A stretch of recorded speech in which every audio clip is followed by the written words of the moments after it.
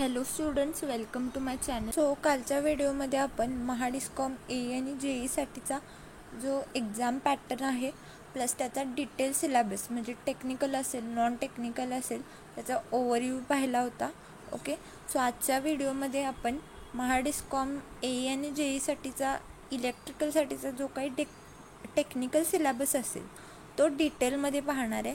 Okay, so जर तुम्ही Mahadiscom A आणि JEE जर प्रिपरेशन करत असाल तर नक्कीच हा व्हिडिओ तुमच्या स्टडी प्रिपरेशनसाठी खूपच हेल्पफुल असेल. नक्कीच तुमची प्रिपरेशन बूस्ट होईल याने अशी मला खात्री आहे. सो प्लीज हा व्हिडिओ शेवटपर्यंत नक्की पहा. तर त्यातला फर्स्ट टॉपिक आहे बेसिक कन्सेप्ट्स. त्यात concepts of resistance, inductance, capacitance and various factors affecting them हे तुम्हाला स्टडी करायचं आहे. त्याचबरोबर concepts of current, voltage, power, energy and their units हे तुम्हाला स्टडी करायचं आहे. त्याचबरोबर डिफरंट कन्व्हर्जन्स म्हणजे स्टार टू डेल्टा असेल किंवा डेल्टा टू स्टार असेल यांचं कन्व्हर्जन कसं करायचं हे तुम्हाला माहीत पाहिजे, त्यांचे फॉर्म्युले तुम्हाला माहीत पाहिजे. ओके, त्यानंतर नेक्स्ट टॉपिक आहे सर्किट लॉज. त्यामध्ये किर्चॉफ्स लॉज म्हणजे KVL आणि KCL. KVL म्हणजे किर्चॉफ्स व्होल्टेज लॉ आणि KCL म्हणजे किर्चॉफ्स करंट लॉ. ओके, त्यानंतर circuit solution by using network theorems.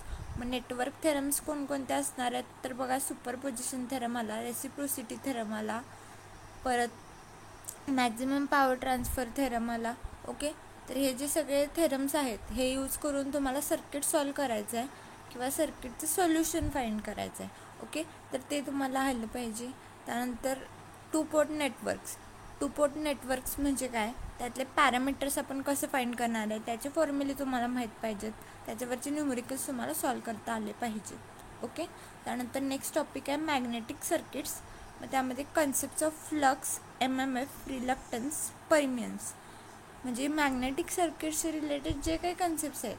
For example flux असेल, MMF म्हणजे मॅग्नेटोमोटिव्ह फोर्स, रिलक्टन्स, परमियन्स म्हणजे काय त्यांचे युनिट्स, प्लस इलेक्ट्रिकल सर्किटशी जर आपण त्याला कम्पेअर केलं तर त्याची ॲनालॉगस क्वांटिटी कोणती हे तुम्हाला माहीत पाहिजे. ओके, त्यानंतर different kinds of magnetic materials म्हणजे मॅग्नेटिक मटेरियल्सचे कोणकोणते टाईप्स आहेत जे आपण यूज करतो ते तुम्हाला माहीत पाहिजे आणि ते स्पेसिफिक काय यूज केले, त्याचे प्रॉपर्टीज काय आहेत, कॅरेक्टरिस्टिक्स काय आहेत ते तुम्हाला माहीत पाहिजे. ओके, त्यानंतर magnetic calculations for conductors of different configurations. मग कॉन्फिगरेशन स्टेट असू शकतं, सर्क्युलर असू शकतं, सोल्युनॉइडल असू शकतं. तर नेक्स्ट टॉपिक आहे इलेक्ट्रिकल मशीन्स. मग यात फर्स्ट पार्ट आहे DC मशीन्स. याचं कन्स्ट्रक्शन, ऑपरेटिंग प्रिन्सिपल काय आहे DC मोटरचं, DC जनरेटरचं ते तुम्हाला माहीत पाहिजे, त्यांचे कॅरेक्टरिस्टिक्स काय काय आहेत. त्याचबरोबर आपण त्यांचं स्पीड कंट्रोल कसं करणार आहे, ते स्टार्ट आपण कसं करणार आहे, कोणकोणते स्टार्टर कोणकोणत्या टाईपसाठी आपण यूज करणार आहे ते तुम्हाला माहीत पाहिजे DC मोटरमध्ये. ओके, त्यानंतर ब्रेकिंग मोटर्स आपण कसं करणार आहे त्याचे मेथड्स कोणकोणते आहेत ते तुम्हाला माहीत पाहिजे. त्यानंतर लॉसेस कोणते कोणते होणार आहेत, एफिशियन्सी कशी असणार आहे, किती असणार आहे एफिशियन्सी हे तुम्हाला माहीत पाहिजे. त्याचबरोबर त्याचे ॲप्लिकेशन्स आपण कुठे कुठे यूज करणार आहे ते तुम्हाला माहीत पाहिजे. ओके, त्यानंतर नेक्स्ट पार्ट आहे ट्रान्सफॉर्मर्समध्ये काय स्टडी करायचं आहे तुम्हाला, construction, operating principle, equivalent circuit आपण कसं प्रायमरी किंवा सेकंडरी साईडला रेफर करून आपण कसं त्याचं इक्विव्हॅलंट सर्किट काढू शकतो ते तुम्हाला माहीत पाहिजे. त्याचबरोबर त्यावर आपण कोणते टेस्ट परफॉर्म करणार आहे ते तुम्हाला माहीत पाहिजे. प्रत्येक टेस्ट आपण कशासाठी परफॉर्म करणार आहे किंवा त्याचं आउटपुट आपल्याला काय मिळणार आहे म्हणून आपण ते परफॉर्म करणार आहे हे तुम्हाला माहीत पाहिजे तिथे. त्यानंतर व्होल्टेज रेग्युलेशन काय असणार आहे हे तुम्हाला माहीत पाहिजे तिथे. त्यानंतर लॉसेस अँड एफिशियन्सी कशा असणार आहेत ते माहीत पाहिजे. नंतर effect off voltage frequency and waveform on losses म्हणजे व्होल्टेज फ्रिक्वेन्सी आणि वेवफॉर्मचा लॉसेसवरती काय इफेक्ट असणार आहे ते तुम्हाला माहीत पाहिजे. ओके, त्यानंतर parallel operation of 1 and 3 phase transformers म्हणजे जर आपल्याला एखादं 1 किंवा 3 फेज ट्रान्सफॉर्मर हे पॅरललमध्ये कनेक्ट करायचं असेल तर त्यासाठीच्या नेसेसरी कंडिशन्स कोणकोणत्या आहेत हे तुम्हाला माहीत पाहिजे. ओके, त्याचबरोबर ते करताना आपण कोणकोणती काळजी घेतली पाहिजे ते तुम्हाला माहीत पाहिजे.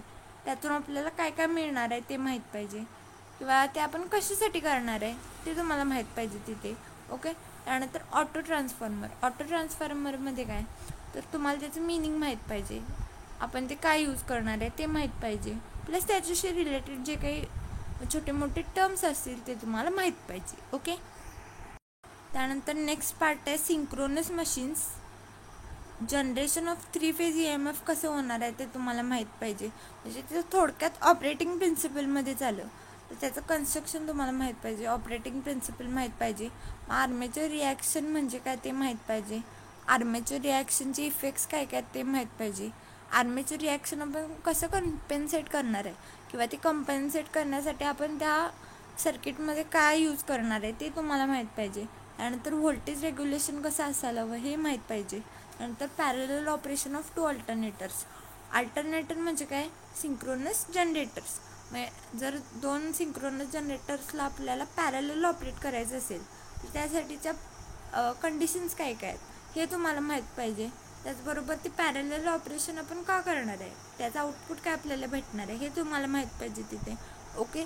त्यानंतर मेथड ऑफ सिंक्रोनायझिंग म्हणजे काय, ते आपण का करणार आहे हे तुम्हाला माहीत पाहिजे. नंतर active and reactive power control, म्हणजे ॲक्टिव्ह अँड रिॲक्टिव्ह पॉवर आपण कसं कंट्रोल करणार आहे किंवा का त्याची गरज आहे हे तुम्हाला माहीत पाहिजे तिथे. त्यानंतर स्टार्टिंग मेथड्स, म्हणजे सिंक्रोनस मशीन स्टार्टिंग करण्यासाठी आपण कोणकोणते मेथड्स यूज करणार आहे ते तुम्हाला माहीत पाहिजे. अँड ॲप्लिकेशन्स ऑफ सिंक्रोनस मोटर्सचे बेसिक काय ॲप्लिकेशन्स असतील ते तुम्हाला तिथं माहीत असले पाहिजेत. ओके. त्यानंतर नेक्स्ट टॉपिक आहे पॉवर सिस्टम्स. मग त्यात फर्स्ट पार्ट आहे ट्रान्समिशन. त्यामध्ये क्लासिफिकेशन ऑफ ट्रान्समिशन लाईन्स, म्हणजे ट्रान्समिशन लाईन्सचं क्लासिफिकेशन आपण कोणत्या बेसिसवरती केलं आहे, प्लस त्यांचं क्लासिफिकेशन काय आहे हे तुम्हाला माहीत पाहिजे.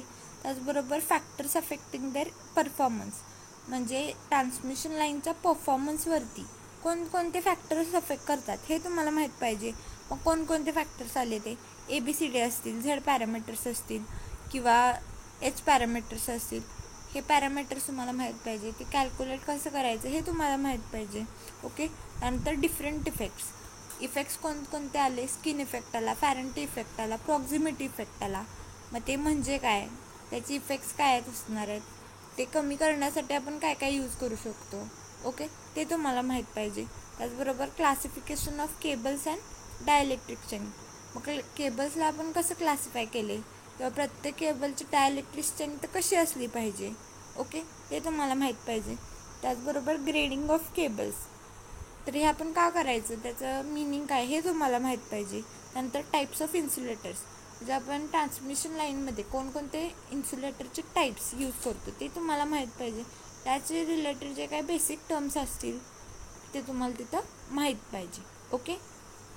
त्यानंतर नेक्स्ट पार्ट आहे जनरेशनमध्ये मेन 3 पार्ट्स तुम्हाला स्टडी करायचे आहेत, hydro power plant, nuclear power plant आणि थर्मल पॉवर प्लांट. या प्रत्येक प्लांटमध्ये तुम्हाला काय स्टडी करायचं आहे, तर त्याचं बेसिक कन्स्ट्रक्शन कसं असणार आहे ते तुम्हाला माहीत पाहिजे.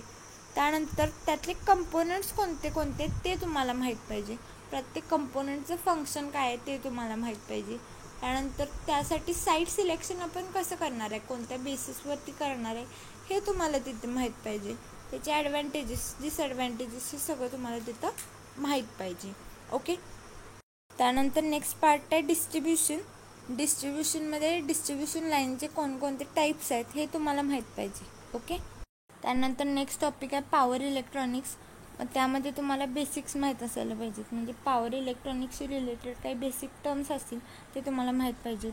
ओके. म्हणजे इलेक्ट्रॉन्स म्हणजे काय, होल्स म्हणजे काय, किंवा एखाद्या ॲटमचं स्ट्रक्चर कसं असणार आहे, होल्डिंग करंट म्हणजे काय, लॅचिंग करंट म्हणजे काय हे तुम्हाला माहीत पाहिजे. त्याचबरोबर concepts of holding and latching current जसं की मी सांगितलं. नंतर डिफरंट पॉवर इलेक्ट्रॉनिक डिव्हायसेस कोणकोणते आहेत ते तुम्हाला माहीत पाहिजे, त्यांचं क्लासिफिकेशन कसं केलं ते तुम्हाला माहीत पाहिजे. जर ट्रान्झिस्टर फॅमिली डिव्हायसेस, त्याचं क्लासिफिकेशन तुम्हाला माहीत पाहिजे, प्रत्येकाचं कन्स्ट्रक्शन वर्किंग तुम्हाला माहीत पाहिजे. ओके. त्यानंतर थायरिस्टर फॅमिली डिव्हायसेस तुम्हाला माहीत पाहिजे, प्रत्येकाचे कन्स्ट्रक्शन वर्किंग तुम्हाला माहीत पाहिजे. ओके. त्यानंतर डिफरंट टाईप्स ऑफ कन्व्हर्टर्स, मग कन्व्हर्टर्समध्ये कोणकोणते टाईप्स आले, AC टू DC आला, DC टू DC आला किंवा DC टू AC आला. AC टू DC असेल तर रेक्टिफायर, DC टू DC असेल तर चॉपर आणि DC टू AC असेल तर इन्व्हर्टर. ओके, तर हे कन्व्हर्टरचे टाईप्स तुम्हाला तिथं माहीत पाहिजे. ओके, त्यानंतर नेक्स्ट टॉपिक आहे ॲनालॉग अँड डिजिटल इलेक्ट्रॉनिक्स. मग त्यामध्ये बेसिक गेट्स कोणते, युनिव्हर्सल गेट्स कोणते हे तुम्हाला माहीत पाहिजे. ओके, त्यानंतर त्याला बेसिक गेट का म्हटले किंवा युनिव्हर्सल गेट का म्हटले ते तुम्हाला माहीत पाहिजे तिथे. त्यानंतर बेसिक सेमीकंडक्टर फिजिक्स तुम्हाला तिथे माहीत पाहिजे. जर डिफरंट कॉन्फिगरेशन्समध्ये परत कॉमन एमिटर असेल, कॉमन बेस असेल किंवा कॉमन कलेक्टर असेल, हे कॉन्फिगरेशन्स तुम्हाला माहीत पाहिजे. तर ऑसिलेटर्स, त्याचं मिनिंग, त्याचं क्लासिफिकेशन. पॉवर ॲम्प्लिफायर्समध्ये class A, class B, class AB. Okay, हे ॲम्प्लिफायर्स तुम्हाला माहीत पाहिजे. आणि फीडबॅक ॲम्प्लिफायर्स, त्याचं क्लासिफिकेशन माहीत पाहिजे. त्यानंतर analog to digital and digital to analog converters हे तुम्हाला माहीत पाहिजे. म्हणजे कन्व्हर्जन आपण कसं करणार आहे ते तुम्हाला तिथं माहीत पाहिजे. ओके, त्यानंतर नेक्स्ट टॉपिक आहे कंट्रोल सिस्टम्स. कंट्रोल सिस्टममध्ये काय बेसिक कन्सेप्ट तुम्हाला पहिला माहीत असले पाहिजेत एखाद्या कंट्रोल सिस्टमशी रिलेटेड. मग त्यात open and close loop system म्हणजे काय ते तुम्हाला माहीत असलं पाहिजे. त्यानंतर mathematical modelling of electrical and mechanical systems आपण कसं करणार आहे हे तुम्हाला माहीत पाहिजे. नंतर ब्लॉक डायग्राम रिडक्शन टेक्निक काय असते ती आपण कशी यूज करणार आहे ते माहीत पाहिजे. त्यानंतर स्टेट व्हॅरिएबल टेक्निक आपण कशी यूज करणार आहे ते तुम्हाला माहीत पाहिजे. त्यानंतर टाईम डोमेन ॲनालिसिस आपण कसं करणार आहे, फ्रिक्वेन्सी डोमेन ॲनालिसिस आपण कसं करणार आहे ते तुम्हाला माहीत पाहिजे. त्यात आपण कोणकोणते टेक्निक्स यूज करणार आहे. ओके, सर्वात एफिशियंट टेक्निक कोणती हे तुम्हाला तिथं माहीत पाहिजे. त्यानंतर नेक्स्ट टॉपिक आहे एस्टिमेशन अँड कॉस्टिंग. मग एस्टिमेशन अँड कॉस्टिंग आपण इलेक्ट्रिकलशी रिलेटेड स्टडी करत असताना इलेक्ट्रिकल लोडचं आपण कसं एस्टिमेशन करणार आहे किंवा त्याचं डिमांड कॅल्क्युलेशन आपण कसं करणार आहे. नंतर इलेक्ट्रिकल वायरिंग करताना आपण कोणकोणते केअरफुलनेस घेणार आहे, त्याचबरोबर त्याचे इन्स्टॉलेशन मेथड्स कोणकोणते असणार आहेत. त्यानंतर electrical equipments and material estimation आपण कसं करणार आहे ते तुम्हाला माहीत पाहिजे. त्यानंतर कॉस्टिंग मेथड्स अँड टेक्निक्स हे सगळं तुम्हाला तिथं माहीत पाहिजे. ओके, त्यानंतर नेक्स्ट टॉपिक आहे युटिलायझेशन ऑफ इलेक्ट्रिकल एनर्जी. मग युटिलायझेशन ऑफ इलेक्ट्रिकल एनर्जीचे इम्पॉर्टन्स काय ते तुम्हाला माहीत पाहिजे. इल्युमिनेशन म्हणजे काय हे माहीत पाहिजे. इलेक्ट्रिकल हीटिंग म्हणजे काय, त्याचे ॲप्लिकेशन्स काय ते तुम्हाला माहीत पाहिजे. इलेक्ट्रिकल लाईटिंग सिस्टम्स त्याचा डिझाईन कसा असलं पाहिजे ते तुम्हाला माहीत पाहिजे. इलेक्ट्रिक ट्रॅक्शन सिस्टम्स आणि त्याचे कंपोनंट्स काय काय आहेत हे तुम्हाला माहीत पाहिजे. नंतर इलेक्ट्रिकल वेल्डिंग आणि त्याचे टेक्निक्स काय काय आहेत हे तुम्हाला माहीत पाहिजे. तर इलेक्ट्रिक ड्राईव्स आणि त्याचे कंट्रोल मेथड्स कोणकोणते आहेत, आपण कोणता यूज करणार आहे जास्त ते तुम्हाला माहीत पाहिजे. त्यानंतर नेक्स्ट टॉपिक आहे इलेक्ट्रिकल मटेरियल्स. मग त्यामध्ये आपण कोणकोणते इलेक्ट्रिकल इंजिनिअरिंगसाठी मटेरियल्स यूज करणार आहे, प्रत्येकाची कॅरेक्टरिस्टिक्स प्रॉपर्टीज कशा असली पाहिजे, कोणाची परमिएबिलिटी जास्त, कोणाची रिलक्टन्स कमी आहे ते तुम्हाला माहीत पाहिजे. म्हणजे स्पेसिफिक तेच मटेरियल आपण काय यूज करणार आहे ते माहीत पाहिजे. ओके, मग मटेरियल्समध्ये क्लासिफिकेशन काय काय आलं तर डायमॅग्नेटिक आलं, पॅरामॅग्नेटिक आलं, फेरोमॅग्नेटिक आलं. तर त्याची परमिएबिलिटी तुम्हाला माहीत पाहिजे, रिलक्टन्स माहीत पाहिजे, त्याचे एक्झाम्पल्स माहीत पाहिजे. ओके, त्यानंतर नेक्स्ट आहे इंडियन इलेक्ट्रिसिटी रूल्स किंवा ज्यालाच आपण आई रूल्स म्हणतो. मग त्याचं इम्पॉर्टन्स काय आहे, मग मेजर आई रूल्स काय काय आहेत इलेक्ट्रिकल सेफ्टीसाठी ते तुम्हाला माहीत पाहिजे. ओके, त्याची रिलेटेड काही डेफिनेशन्स असतील ते सुद्धा तुम्हाला तिथं माहीत पाहिजे. ओके, तर आता आपण महाडिस्कॉम AE आणि JEसाठीचा डिटेल सिलेबस पाहिला इलेक्ट्रिकलसाठी. ओके, सो त्यानंतर आत्ता आपण पाहणार आहे की कोणते कोणते असे बेस्ट बुक्स आहेत जे की रेफर करून तुम्ही एक्झाम क्रॅक करू शकता. ओके, तर एक्झाम क्रॅक करण्यासाठी सर्वात पहिलं तुमचे जे काही बेसिक कन्सेप्ट असतील ते क्लिअर असावे लागतात. मग कन्सेप्ट्स क्लिअर हे बुक्समधून करण्यापेक्षा यूट्यूब चॅनल्स असे भरपूर अवेलेबल आहेत ज्यातून तुम्हाला खूप युजफुल इन्फो मिळते. प्लस बेस्ट नॉलेज सोर्स म्हणून तुम्ही ते वापरू शकता. मग तुमचे कन्सेप्ट सगळे क्लिअर झाल्यानंतर मग तुम्ही MCQs सॉल्व करू शकता. ओके, मग MCQसाठी मी ते 4 बुक्स दिल्यात. पहिलं म्हणजे objective electrical technology by VK Mehta and Rohit Mehta. त्यानंतर and integrated course in electrical engineering, यात पण MCQs असतात बाय JB गुप्ता. ओके. त्यानंतर मेड इझी पब्लिकेशनचे SSC JEE MCQs असतात. ओके. त्यानंतर इंजिनियर्स अकॅडमीचं पण MCQची बुक आहे असिस्टंट इंजिनियरसाठी आणि ज्युनियर इंजिनियरसाठी. हे बुक्स तुम्ही रेफर करू शकताय फॉर ऑब्जेक्टिव्ह प्रॅक्टिस. जे MCQज प्रॅक्टिस करण्यासाठी तुम्ही हे बुक्स रेफर करू शकताय. पण हे करण्याआधी तुमचे बेसिक कन्सेप्ट्स प्लस रिलेटेड जे काही कन्सेप्ट्स असतील ते क्लिअर असणं गरजेचं आहे. ओके.